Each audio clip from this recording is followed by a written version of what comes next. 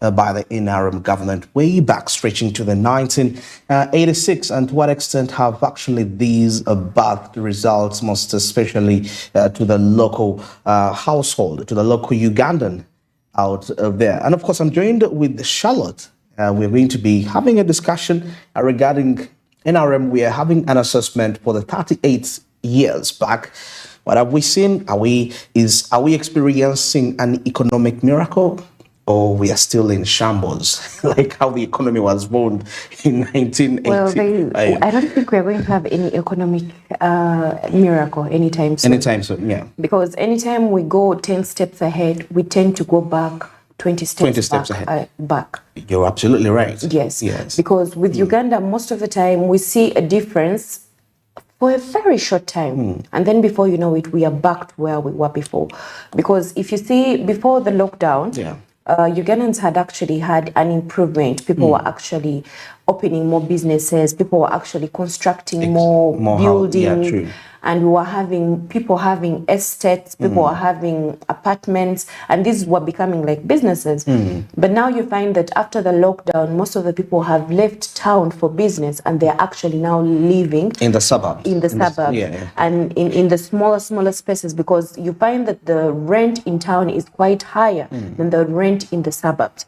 Because these buildings, before the lockdown, people were complaining, our staff, our rent and everything. They thought maybe after the lockdown, we are going to have this rent overlooked. Exactly. But they had to pay all this rent. So most of the people had to pay for the rent to get their things, or actually leave the things and not pay the rent and start somewhere else. And you find that these buildings, the rent is quite high. $300, which is like about 1 million shillings Uganda, and that is very little. That means some people are paying at around $400 or more, which is like 2.5, where you have the KCC fee, the generator fee. They have a lot of fees to pay, and at the end of the day, you have transportation to go. They even pay for the trash. They have to pay for everything. I thought that is part of the rent. That is what I used to think, but that is very sad to hear, because these building owners have this thing of, I am giving you the building, just like the Bagandas. So they have that thing of, I can't give you the building and I can't do all these things for you. But you see, when you pay rent, you expect all these things to actually be taken care of. So when you see people are going to the suburbs, because these people who have the small places and the spaces for rent, you find that you've paid for this space, but all these other things are catered for you, and you find the person ends up making profit that is actually expected to be made than in town. Very interesting. And you've mentioned buildings, and you reminded me of something. The aspect of our economy, whereby the resources are available, they are enough, but the distribution. Now, a few people whom what they put in brackets a mafia state, they accumulate lots of money. And we've been experiencing this all the way back from in the 38 years. They accumulate money. Yes. They reinvest in real estate. They put up the malls and all this. But before you know it, they think that they are going to make a lot of money from this. But they realize that the people that are going, me and you, are the ones that are going to rent these buildings. But the interest rates are high. That means sometimes I've even borrowed money from a bank to start up that business. Now, I'm also on top of interest rate of 18%, I'm going to rent a building of $500. So before you know it, business runs for a few months and I shut down. Who's losing out? Of course, it is they the are losing owner, out. Yes. So that means the real estate sector is collapsing. Yes. And this is extended to a local person. Surprisingly, the impact comes back to us, because once these people, because now they will consider that, okay, if this is the case, probably now let's think of having more foreigners to take over these spaces. So it's more like it will be investment, but targeting foreigners. Yes. Which is okay, they'll come. These foreigners will employ local people. So that means the local people have been deprived the ability to be business owners, but to be employers in a business. Yes. Why? Because the initial target people, you accumulated a lot of money, you scrap the money from the people, you put up your estate, but you left them with nothing. Yes. And I think that's a huge disease that we are facing. Speaking of money, the other disease we have as Ugandans, why would you sell to me something in dollars? Me as a Ugandan, why am I renting a space in dollars when I'm a Ugandan? We have our own currency. So why do I have to pay $300? Why don't you just tell me 1 million shillings? 1 million shillings. Because when the dollar goes high or low, it is me who is affected, who has to pay. Yeah. Because at the end of the day, that 20 or 50,000 that goes in extra, it is me to pay. It is you that pays. And then also real estate business, like you had said earlier on. I remember when we were growing up, most people, when they said, I'm in real estate, I'm selling properties, Exactly. Wow, people had money. But now, Buffett, it's the people that are in what? Exactly. Real estate. Real It estate. is the liars, the thieves, the people who are just trying to steal from people. And anybody who is in this business right now knows you're going to buy. It is very easy to purchase that land, to purchase that house, to purchase that commercial building, but to resell it. Reselling it Is the problem. and you might find that the value at which you're reselling it is not equivalent to the value you got it, because you were desperate at that time, you were indebted, and you were like, come with what you have. And I think that's not how things really are supposed to run. No. The value must increase. I mean, this is something what? Yes. Now, another thing I've observed for the past years, I understand reforms have been put in place. We had a discussion about government programs that have been put out there, but they have not really achieved.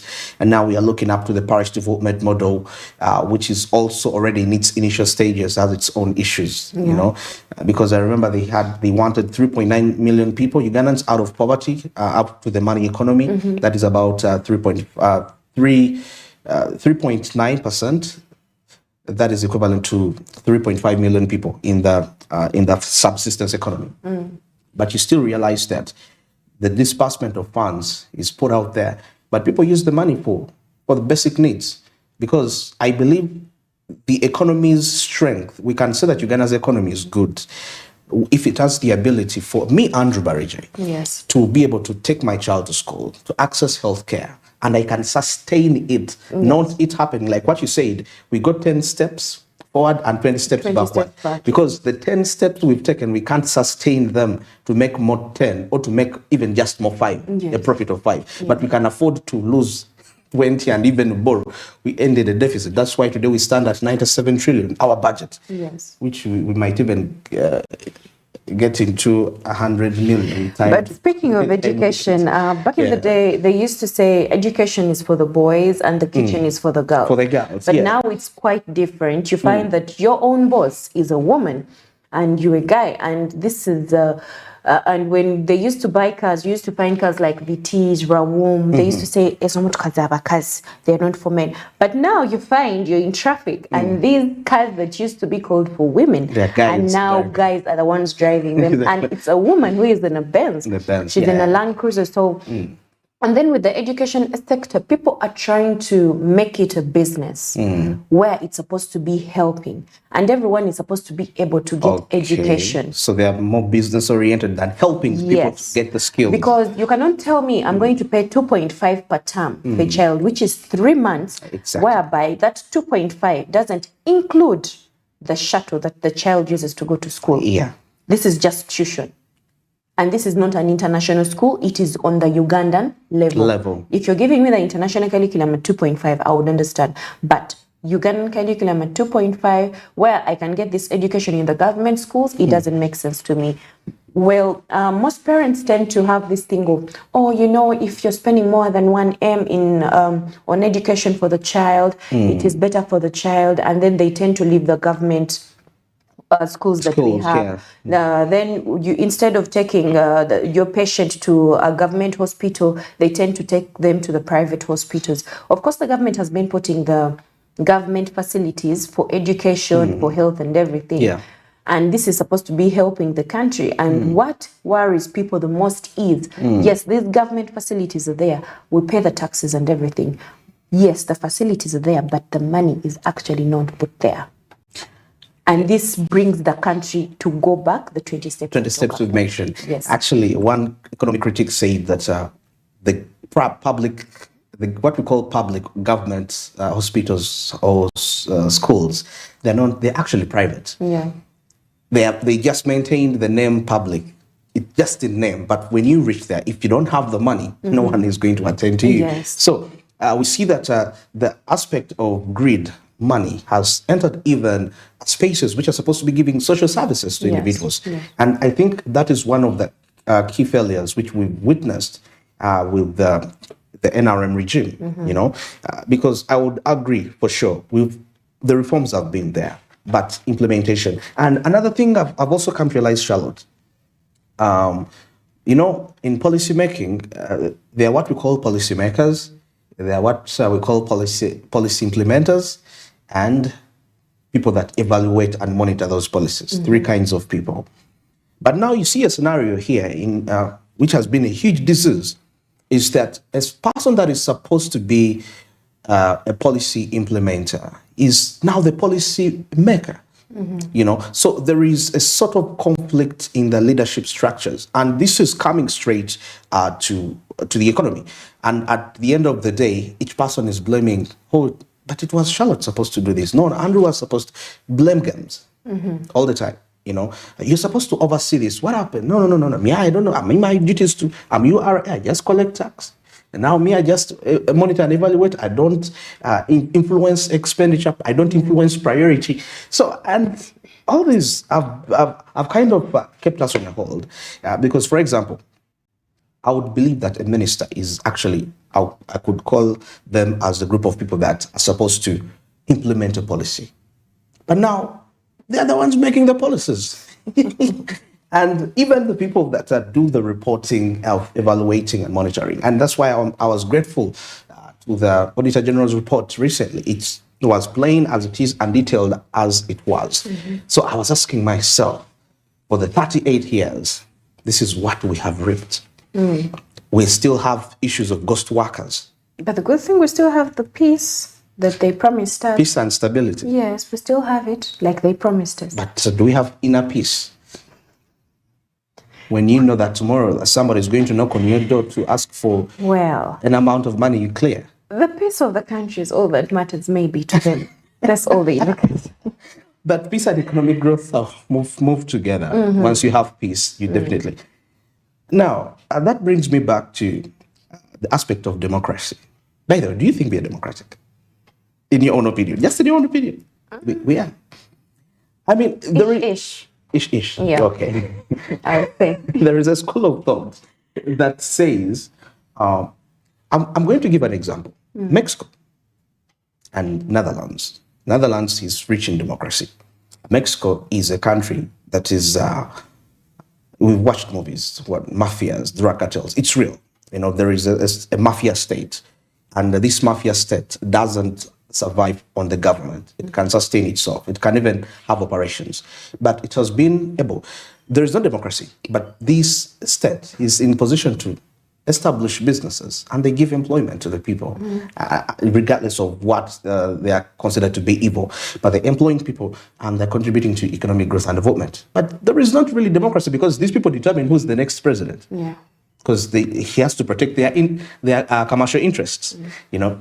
So, but coming now to the state of New York, one of the states which I know that were built on still a certain group, a mafia group, who owned the resources, they established infrastructure, and at an expense of exploitation, there was exploitation.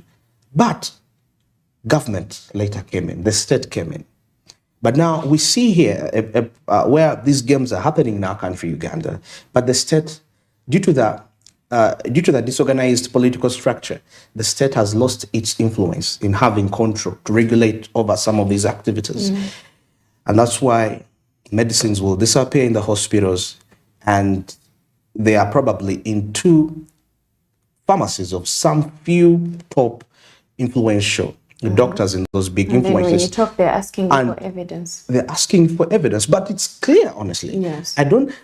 We've even reached a point of, in the name of where is evidence, we've lost even the common sense of analyzing matters, honestly, in this country. This is how deep we've gotten. But I feel like there is need for adjustments away from just the economic perspective, because politics determines the economics.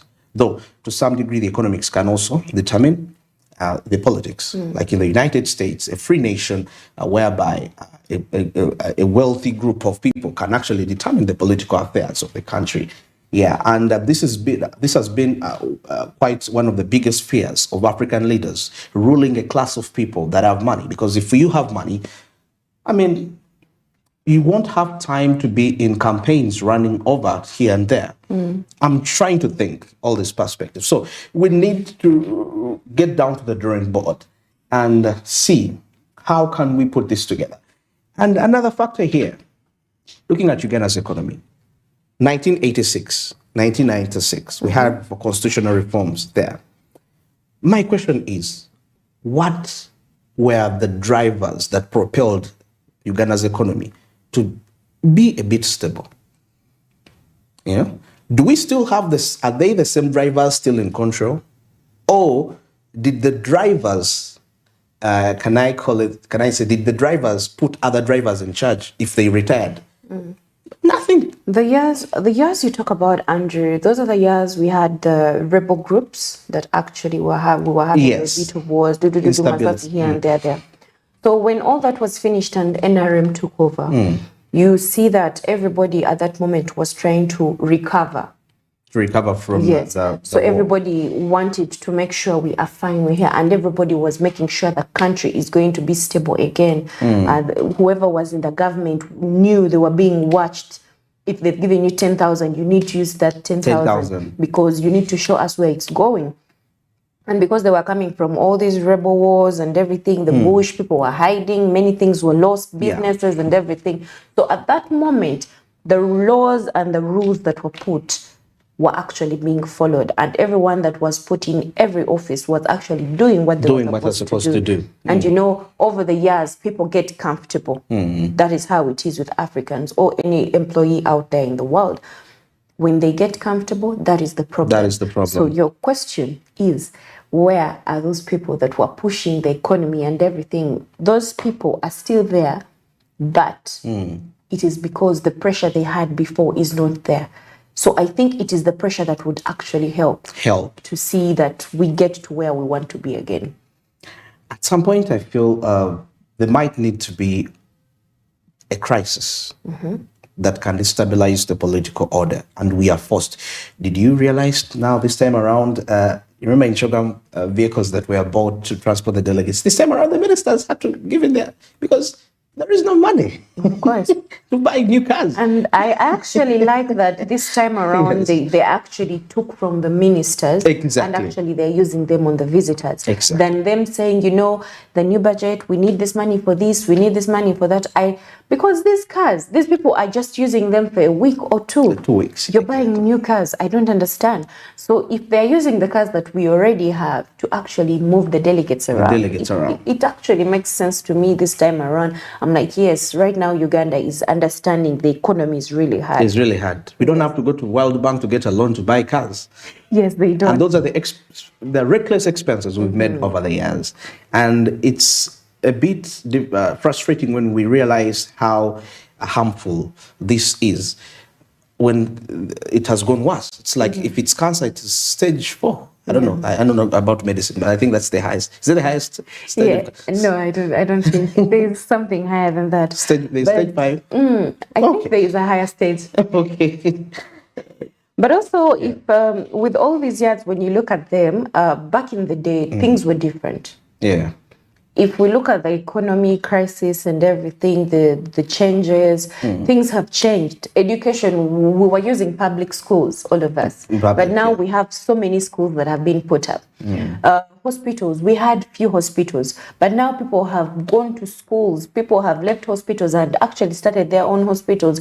So things are changing. Yeah. And then also, Uganda as a country, yes, we are rich in agriculture, but the problem is we export more than we actually do this is causing the farmers to actually sell the goods to us, the locals, at a higher price than they are supposed to. Because he feels like if I'm to sell to you a kilo of sweet potatoes at 2,000 and the person who is taking it abroad is buying it at 4,000, why would I sell to you? So let me focus on yes, I'm selling making it extra 2,000. So why should I give you? Yes. So they are causing scarcity within the domestic market, and the scarcity is increasing the price to the locals. So the agriculture sector itself would be helping Uganda as a country because we are rich in that. But the fact that we are having more of exporting and, you know, it is the big officials, the people up there that are actually taking over that. So we have the minerals, all these things we have. All these things would actually be helping us, but they're actually being taken away. We were rich in coffee. You remember when Uganda was being talked about so much about coffee. But where did that all go? Actually, about coffee, I read something in 2030, Uganda's strategy for coffee. You know, there is a plan to export 20 million bags of 60 kilograms by 2030. I want to understand how realistic this will be. Probably the summits we've had will influence, because I've seen Angola is interested in our coffee. I think we are getting back to the golden age of coffee in maybe 5 years from now. Yeah, because coffee exports are kind of resuming in terms of earnings, because it's in about $631 million exports. Though that is little compared to our share on the global market. Because if the global share is about $20 billion, I'm just assuming, and our share is not even $1 billion, then we are still playing a lot. I think we are getting back to the coffee ages a little bit, and we shall be renowned for a country like which had a lot of coffee back in time. Well, it's exactly 27 minutes. Let's take a break, and Smart Means Business returns shortly.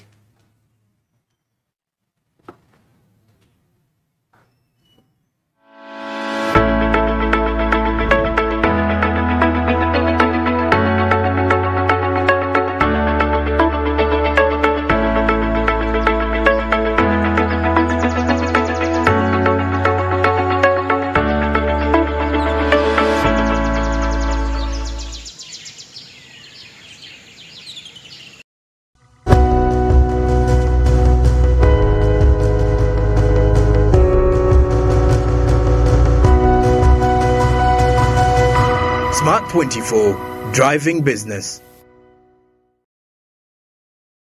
Luxury redefined at Seasan Hotel as you indulge in the splendor of elegant living fit for the royalty that you are. Step into comfort, pampering and blissful customer-centric service as you select from our range of comfy, exquisite living quarters furnished to meet with your royal preference. Surrounded by scenic beauty, our tropical setting allows you to escape the glamorous ordeal of city life. Our ambient green gardens will guide you to a place of revitalizing rest. The 3-star restaurant caters to your palate, serving your choice menu ranging from exotic cuisines to local delicacies. Our chefs will serve you full course meals for a truly out-of-this-world culinary experience. Our fully stocked bar to whet your throat, from renowned global brand whisks, brandies, gins, beers and wines to our locally celebrated beverages, you will not lack for any brewage. It's an all-new experience in the East at Seasan Hotel. So visit today at Plot 15 to 19 Spire Road, Ginger, or contact us on +256 751 719 960 and +256 785 354 614 for reservations. Seasan Hotels, luxury redefined.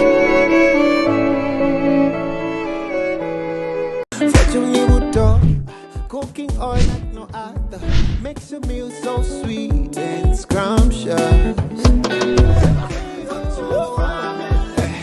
The taste of Uganda, yeah, the taste of Uganda,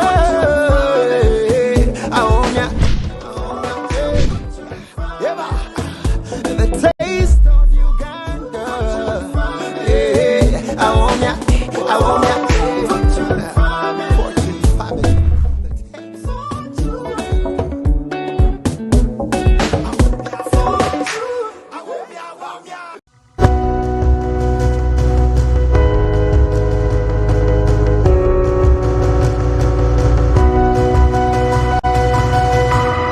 Smart24, driving business.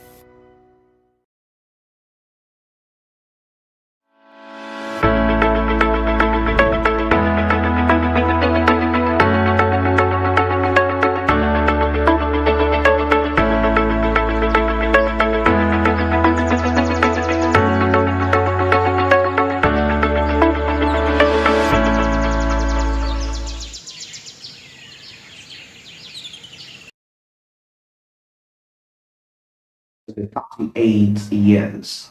But before we get in there, I need to remind you that before that, we had the anticipations, the period of 1965 to 75, where economic growth was estimated at 4.8%, coming in down to, as compared to 1995 up to 2015, where economic growth was projected at 6.7%. But amazingly, despite all these figures, the normal household doesn't experience this. You know, Charlotte, there was a report I saw about poverty levels in West Nile, but it was very alarming.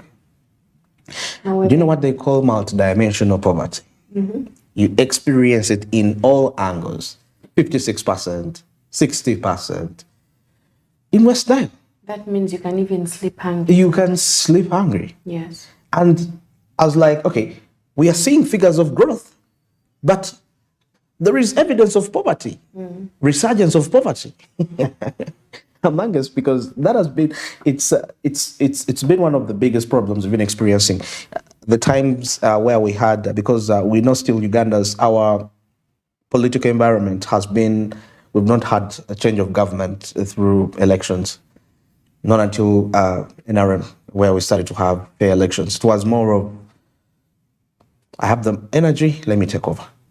You know, so all that caused a lot of panic. But Amini's regime, let's take a look. A number of infrastructure that we are relying on actually had a contribution to it. And economists say that if his policy maintained, because this is what he did. He came to power under military coup, and he realized that the economy was under, the locals had less participation in the economy. So he wanted to get rid of the foreigners, such that the locals can have a fair hand, a fair share of the economy. Because these people were investing in this country, but taking money abroad. And I have a feeling that part of the GDP is still today, Uganda has a contribution to their GDP. Now, these people, the Asians, are just out of the country. Now the locals start to participate. Yes, there was a bit of disruption because some of these people didn't know what business really was. But he understood. But he didn't borrow money. The money that he used to run the economy for that time he was around, he used it to build the roads we see. He used it, the satellites, the Mpoma satellite, which is one of the common memories which we talk about him, and so many more developments. So we anticipate if this continued, you know, whereby he was adopting a policy of indigenizing the economy, like localizing the economy. For example, somebody like how you see the proposal, what was going on about providing children with milk, and this milk was to be procured from the local dairy farms, you know. So as government, I feel this is one of the ways we can really increase our economic growth, such that we have increased participation. We cannot be comfortable with just 6.7%. We can do more. We can do 18%. It's possible, you know. But looking into these perspectives, making raising money from within the economy to run the economy through tax collection and even distribution of the taxes that are collected. I think that would be a way out. Be a way out when they evenly distribute the taxes. The taxes, yes. Because at the end of the day, if you see that if I'm paying, let's say every month you make, let's say 1 million, 1 million. They take away 50,000 Yeah. from your salary, and they say this is taxes from you as a person. You will not even quarrel. You will not even be pissed at any one moment. If Absolutely. you actually see it is actually doing something. It is actually helping people. It is doing or helping the country to develop in a way. Absolutely. Because now, if they talk about during campaigns and, different leaders are giving out money. Why don't you get that money? Go to a factory, to a local producer that is manufacturing basic needs, Give that money to them. Let them supply these basic needs free of charge. Where is that money right now? Which money? That money. Because that money during elections, it's like it comes from heaven. It falls down. But it goes in the wrong hands. Yes. It goes in you give it to somebody that is not going to give it its value because he's poor. Mm-hmm. He doesn't have the basic needs. But if you avert that money to a producer, a local producer, and he's providing the basic needs to the local person, you've empowered the producer as government, and also this local person, you've empowered him to have access to basic services. So that means if you come up with a program like parish development model, and this person gets 1 million, he's going to put it into the proper use. Yes. Because he knows, okay, I have food, I have shelter, I have this, my basic needs have been catered for. Let me invest. Because you get to even realize that our saving habits, we are saving for problems. Mm-hmm. They say, but no one is thinking of, I will need to rainy day. That rainy day. That's what we save for rainy day. But if someone asked you right now, yes, that money that you always save for the rainy day, yes, you actually have it right now? No. You don't have it. When you ask people are like, no, that money for rainy day, on the rainy day when it comes, that money will be there. It will be there. So before you know it, most of the Ugandans have an issue with all this, because at the end of the day, if you look at the international investors, yeah, they are actually favored in our country more than we the locals favored. Exactly. Because if a Chinese opens a factory here, you'll find that a Chinese can actually sell to me at a factory price, where I will open a factory and I cannot sell to Ugandans at a factory price. At a factory price. Because I have to pay a lot of money than the other international person is paying. Definitely, I'll charge higher price. I'll charge more money to get back the revenues I've gotten. Yes, which is not fair. Somebody was saying that, when these investors come here, why they consider tax waiver, the tax waivers they get, it's to the extent of the services they acquire. For example, he might need to rent an expensive house. He might need to have an apartment, medical care. So it's more like they're serving them of those bills, but that is not justifiable. When we go to their countries, we live like we are poor. Even if you're staying here in Uganda, you're staying in Nadia on Tinder. In their country, when you go there, you're staying in a slum. Why is it? And it doesn't make sense. For them, they come in our country, they are living in Muyenga, Munyonyo, where? And yet they're supposed to be investors. Let them suffer the way we are suffering, for them to actually know they're investing in a country whereby you actually need to think about the muntu wa wansi, not only the person up. Because if they're staying in Muyenga, they will never know how much they need to actually charge the prices in Kalere. Because the person in Kalere might need to buy this pen at 200 shillings. And because he's staying with people in Muyenga who buy these pens at 1,000, he feels it's okay to charge 1,000 for that one pen. So it doesn't make sense to me. Because they say that when they're given these tax holidays, it increases their purchasing power for domestic consumption. For example, he will be able to go to a supermarket and buy a lot of home requirements. He's supporting the supermarket, and it's building the economy. But the question is, whose supermarket is he buying this from? Who owns the supermarket? We all know who owns the supermarket. Exactly, the supermarkets they go to. So I feel like there is a whole lot of the system needs to be, renovated, in a way that a common person should be put into the picture. Now, we've talked to all this, but recently we've just concluded the summits, the NAM and the G77 plus China, and before that, actually, we've had the IGAD summit still, and Uganda. Then I think we had the CISPOC for the speakers. Yeah. And can we say that actually NRM has scored? Because it's not easy to have such gatherings in your country. It's not easy. There is a lot of need a lot of security. Security needed, and surveys whether your country is fit to host these events.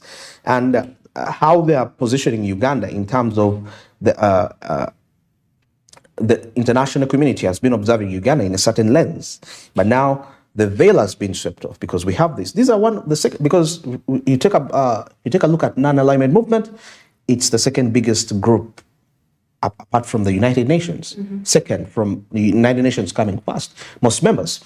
And in that way. So for the history of NRM, this is something remarkable in terms of polishing their image. What we've been known them, they have been termed as economic dictators and political in the same time, with the aspect of exploitation. Because recently we've lost markets. The AGOA, which was established by Bill Clinton, President Bill Clinton, to help Ugandan businesses trade with America. We don't have that any longer. And we thought that was a nail in the coffin. Now, hope is revived, the resurrection. Is it? Can we credit it to the... Let's wait, because they are both long-term and short-term benefits. Okay. Let's wait and see. Because honestly, roads were constructed in a space of, I'm still wondering, 6 months. This is the same thing we were talking about right here in December. Months. I told you, yes. If they say we are closing this road for 2 weeks, find an alternative. Alternative, yeah. We would do that. But all of a sudden, we are having visitors, and these roads are being constructed in 2 days, 3 days. So wow, that shows that they can construct, that shows that they can actually also develop other roads in the shortest period of time. But they choose not to. But they choose not to. Why do they choose not to? Big question. But anyway, on top of this discussion, let's take a look at Honorable Robert Ndugwa Migade. Is a Buvuma Island Member of Parliament, is the MP for Buvuma Island, and Honorable Enoch Nyongere for Nakaseke North. What do they have to say? Has NRM scored by hosting, by being able to lobby and host the NAM summit, inclusive of the G77 plus China? The National Resistance Movement is going to celebrate the NRM Liberation Day. And this time it comes at a time when we have just organized the NAM, the G77 plus China, and the Parliamentary Conference. One, if you are to look at it in terms of trust, if you have a number of world leaders traveling to your country, that one in itself is some form of trust in that country. It may not even necessarily be in the leadership of that country, but in the general way of how things are done in that country. So, and at times, different transactions or trust leads to other benefits. So trust may come with a protocol sign, development of tourism industry, because today tourism is #1. So if tourism was #1 before those visitors, then probably it should double. When you look at the international airport, it has been expanded, but expanded not only for NAM, it has been expanded for future, even for future transactions. If the airport has been able to, maybe previously it wasn't able to hold up to maybe 100 aircrafts parked. Now the whole world will have trust in Uganda that actually you can have as many conferences as possible. So definitely there are benefits to the government, because this is a government in power. And also the chairperson of NRM, the national chairperson, is now the chairperson. They took over the chairmanship of NAM. So G77 plus China. So just know that every time the president is going to travel to another country, he's not going to be looked at as the president of Uganda. He's going to be looked at as the president, the chairman of all those countries. So the treatment you get, and the people president will attract as the chairperson of G77 plus China are different from what he has been attracting. Probably we are destined to see more visitors, more investors coming to Uganda. So we can use this as the best opportunity to attract as many investors as possible to Uganda. So definitely the NRM will benefit, because And if NRM benefits, if it is a government in power, definitely Uganda will benefit. So this is a form of trust. We are nearing the National Liberation Day of 26th of January when NRA captured power. And it comes after hosting all the IGAD, the NAM, and the G77 plus China summit or conferences. This has been a credit and a vote of confidence.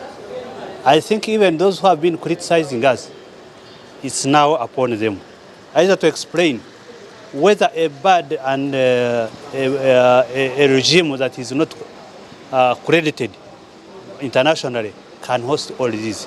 This is meant NAM principles and G77. G77 plus China barely is on trade. So we are going to get a lot from this connectivity in terms of trade. There is opportunities in tourism, in energy, gas and oil, in agriculture, everything, minerals, whatever. So now, I think with the chairmanship of our president, is going to influence, because this is a very good platform. If he can influence Uganda, because he first influenced Ugandans, then East Africa, you can see how East Africa is widening. The influence of Uganda and the opportunities will sail through all the 120 countries that participated. And even those countries and even observer organizations are going to listen to him. Thank you so much. Confidence into the country Uganda. And of course, we had 121 countries gathering in the capital, and there were declarations that were signed. The Kampala Declaration, the political declaration regarding the war in Gaza, and the third declaration, which has skipped my mind, but there were three declarations that were put across. Let's wait and see the impact, because now we're not speaking as Uganda, we're speaking as the chairman of the non-alignment movement for 3 years. Wow. Imagine what we can influence. Well, as Uganda, I feel like we have a lot of potential. Yeah. I believe in our country and I believe in our leaders, and I'm being serious. You believe in them? I believe in them. They just need to up their game and remember one thing, like I always say, their grandkids are growing up in this country. Yeah. Their children are growing up in this country.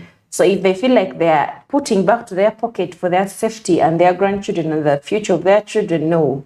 Okay. They're growing up in this country. Those things of, oh, my child will go abroad and study there. No, it's a lie, darling. They'll come back home.